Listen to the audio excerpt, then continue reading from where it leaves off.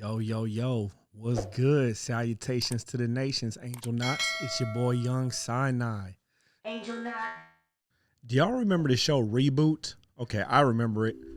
I don't think that many people remember this show, but I definitely remember it. It was pretty dope. It was like one of the first shows that I've seen like use 3D animation.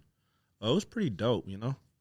But let's go ahead and check this out. This is the censorship of Reboot was bizarre. All right. Reboot, it was more than just a cartoon. It was a technological breakthrough. The first fully computer animated TV series of the 90s, it Okay, so it was the first. Okay. broke ground with its multi-million-dollar budget and set the standard for computer-generated shows in the years to come. But behind the scenes, the show was almost derailed by some of the strangest censorship decisions ever seen on network TV, from forcing animators to redesign a female character's anatomy into what would become infamously known as a monobreast, to an inexplicable ban on the word hockey in all episodes. And that's just the beginning. These censorship decisions didn't just alter scenes, they reshaped the entire show, which pushed creators to fight back in some of the sneakiest ways possible. Today we'll be diving into the history of the animated series Reboot, talking about the show's origins, its impact on the animation industry, and the wild censorship battles fought behind the scenes.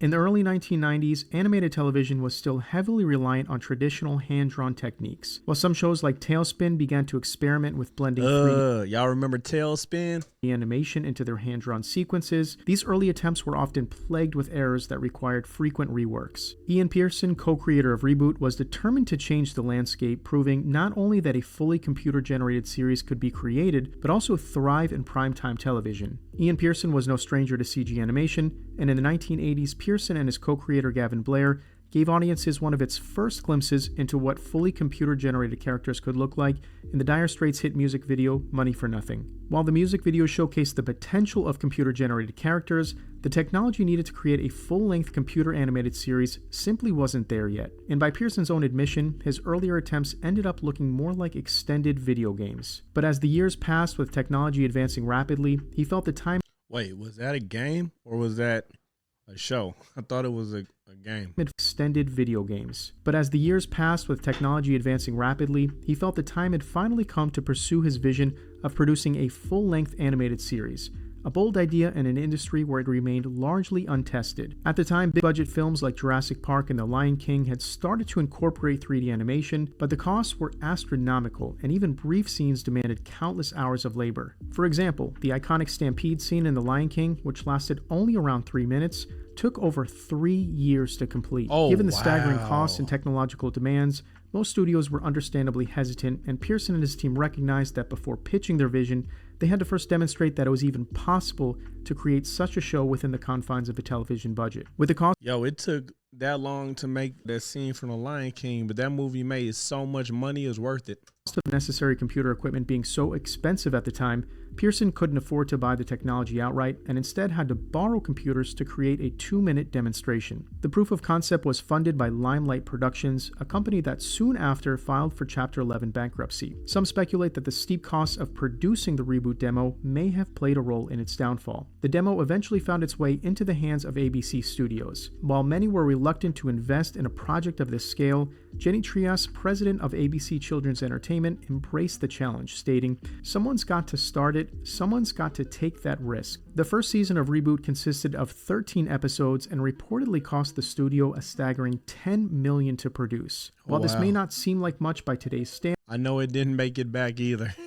I know they did not make that money back. standards, with modern animated series like The Clone Wars costing $1 million per episode and top voice actors earning up to $400,000 per show, back in the early 90s, it was more than double the budget of any other animated series on the air.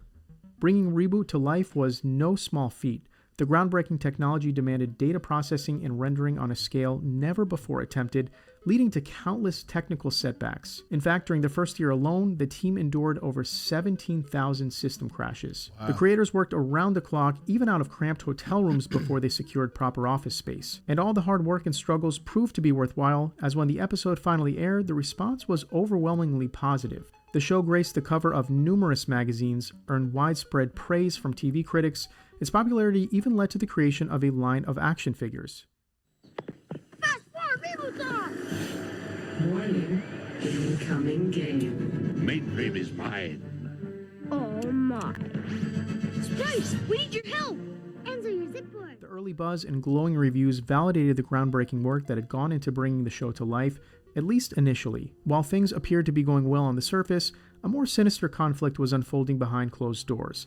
Frustrations were quietly mounting as the creators found themselves locked in a relentless battle with the Broadcast Standards and Practices Committee. With the intent of making Reboot appropriate for kids, the Broadcast Standards and Practices Committee would implement a number of changes to scripts and character designs. While many of their demands were standard for any animated show geared toward a younger demographic, some decisions veered into the absurd. The main female character on the show was named Dot, and the creators of the show originally designed her to have an anatomically correct appearance. While her original design was modest by today's standards and arguably even those of the 90s, the Broadcast Standards and Practices felt differently. They deemed her to be too sexualized. As a result, the animators were forced to simplify her anatomy, reducing her chest to a single unrealistic blob, which the creators would later humorously refer to as a monobreast. What made this even worse was that the villain on the show, Hexadecimal, was allowed to keep her curves and remain anatomically correct. This created an unspoken divide in the show. Villains could appear bold and sexualized, while heroes like Dot had to be more conservative and restrained. While these measures were a bit drastic, it was still feasible to see where the censors were coming from in this instance. But this was only the tipping point of the story of censorship, and from here, things really start to get, well, strange. The show's I don't have anything to say. creators were handed a list of banned words and phrases, many of which made sense for a children's program. But there was one word on the list that stood out, and not in a way anyone expected. The word was hockey. The censors never fully explained why hockey was forbidden. Some speculated that in certain countries it might have had inappropriate connotations, while others believed it was due to the sport's violent nature. In the end, the ban raised more questions than answers. In another episode called Talent Night, there was a scene where the character Dot gave her brother Enzo a kiss on the cheek. Innocent enough, or was it? It turns out the censors were fearful this could promote familial relations. Oh my gosh, they are bugging. Yo, it seems like the people who were doing the censorship for this, their minds were just like in the gutter. Like they're just, making her have a mono.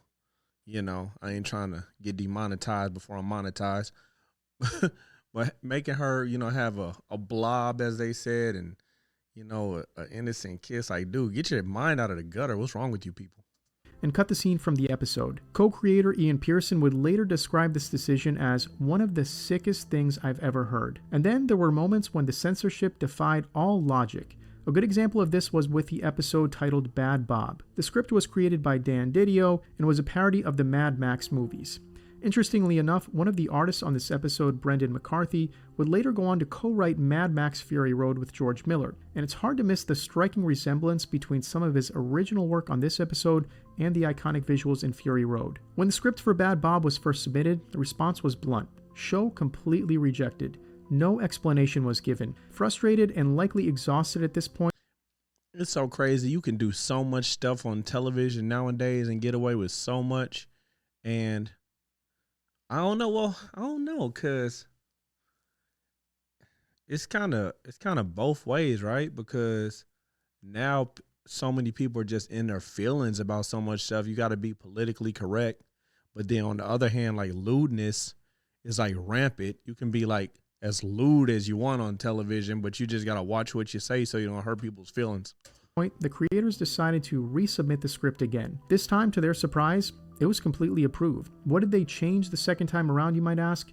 Not a single thing. As the censorship grew more absurd, the creators' patience wore thin, and they started to fight back in some of the sneakiest ways possible. Yeah, so they were just picking on them for no reason.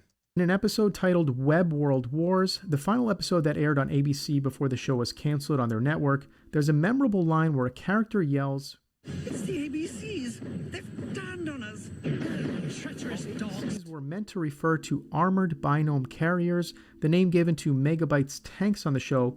It was easy to see what the creators were really trying to say there. In another episode, it was stated that the creators slipped a hidden message aimed at the broadcast standards and practices. ABCs. A string of binary codes went right over my head. I get it. Subtly woven into the city skyline flashed on screen. Those who decoded it revealed that it translated to a rather specific message. Wow. When it came to non-TV licensing, on the other hand, the creators enjoyed a bit more freedom. A PlayStation game was released with notably more violence and bolder themes. Trading cards depicted Dot with a more realistic figure and considerably more skin showing, and to top it off, an exclusive website wallpaper featured Bob playing hockey, which was clearly a direct jab to the censors. During the production of Season 2, despite they petty for that. positive reviews, the creators learned that the show would likely be cancelled in the US, and with nothing left to lose, began making the show they had always envisioned. As the season progressed, the tone became much darker and more serious. The second half of the season even introduced a multi-episode story arc, something ABC had previously forbidden, as they didn't allow cliffhangers, fearing it would create traumatic tension for young viewers. Season 3 marked the first time the creators of Reboot were That's all Pokemon was, well, not every single episode, but most episodes tied in one to the next. completely free from ABC's restrictions, allowing their true vision for the series to shine. The season featured not only a darker and more mature storyline, but also significantly improved animation. The series would conclude a few years later with Season 4, which took the form of 2 TV movies, Damon Rising and My Two Bobs. These films delve deep into Mainframe's history, revealing the creation of Los Angeles, Bob's arrival in the system, and the origins of Megabyte and Hexadecimal. In 2007, there were plans for a reboot trilogy of films, with Daniel Allen as the lead character design. Fans even got a sneak peek through a teaser trailer. Unfortunately, the project never materialized. The latest addition to the Reboot series came in 2018 with a live-action CG hybrid series distributed by Netflix. It ran for 2 seasons, but... Excuse me, I'm sorry. I never heard of that. Have you guys heard of that? Have you seen it? If you've seen it, let me know in the comments. Didn't quite capture the magic of the original and was widely panned by critics and fans alike. Have you watched Reboot? Let me know your I wonder if the girl had a mono blob. thoughts in the comments below, and thank you for watching. All right, so that was good. That was very good. Make sure y'all go check out Pop Culture Chronicles. All right. I remember Reboot. I liked that show back in the day. All right, y'all. Peace. I appreciate everybody who tuned in. Thank you and salutations to the nations. Angel Knot.